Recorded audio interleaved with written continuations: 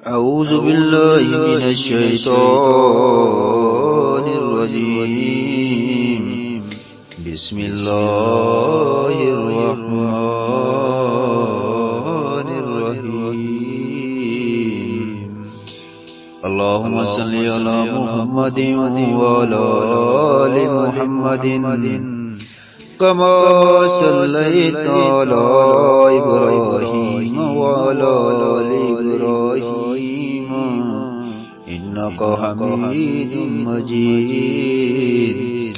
اللهم بارك على محمد وعلى آل محمد كما باركت على إبراهيم وعلى آل إبراهيم إنك حميد مجيد. السلام علیکم ورحمۃ اللہ وبرکاتہ. اسلامک میڈیا 43 میں میرے تمام ناظرین سامعین خوش آمدید. ناظرین و سامعین، آج کی میری ویڈیو کا موضوع بہت ہی اہم ہے،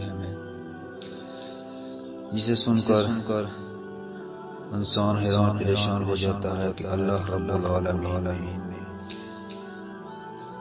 ہمارے لیے جو حکم صادر فرمایا ہے اس میں ہمارے لیے کتنا درد ہے، وہ کتنی تکلیفیں ہیں. یہ دنیا ختم ہونے والی ہے اور اللہ رب العالمین نے ہمیں اور جنوں کو پیدا کرنے کا ایک مقصد بنایا ہے. اللہ رب العالمین فرماتا ہے کہ میں نے جنوں اور انسان کو اپنی عبادت کے لیے پیدا فرمایا ہے، اور اگر یہ میرا حکم نہیں مانیں گے اور میرے بتائے ہوئے طریقے پر نہیں چلیں گے تو میں جنوں اور انسانوں دوزخ سے بھر دوں گا. لَأَمْلَئِنَّ جَهَنَّمَ مِنَ الْجِنِّ وَالْإِنسِ. میں جہنم کو جنوں اور انسانوں سے بھر دوں گا.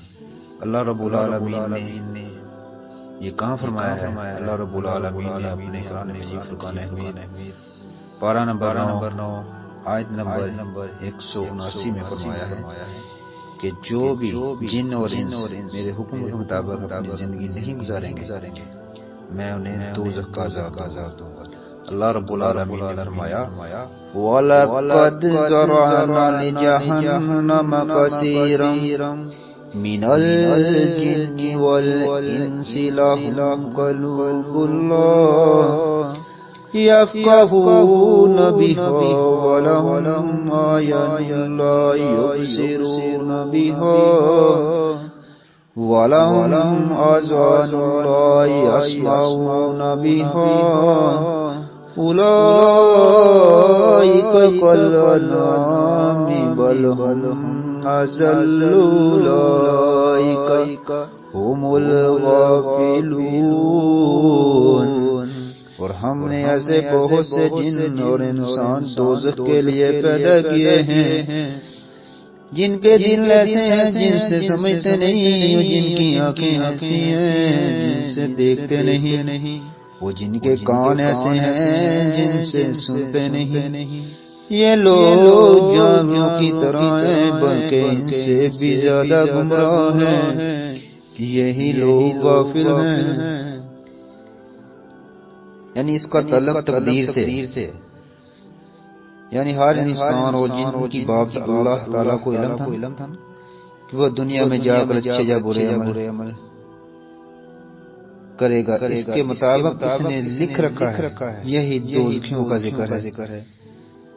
یہاں انہی دوزخیوں کا ذکر ہے جنہیں اللہ کے علم کے مطابق دوزخ والے ہی کام کرنے دے. دعا ہے کہ اللہ رب العالمین ہمیں نیک کام کرنے کی توفیق عطا فرمائے اور برے کاموں سے ہمیں محفوظ رکھے اور ان کاموں سے خاص طور پر محفوظ رکھے جو ہمارے لیے آخرت میں نقصان کا باعث بنے. اللہ رب العالمین ہمیں قرآن و حدیث کے مطابق زندگی بسر کرنے کی توفیق عطا فرمائے.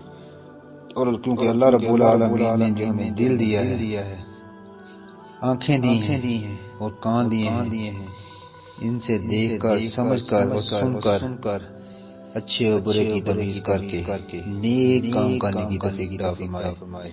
آمین، وآخر دعوانا ان الحمد للہ رب العالمین۔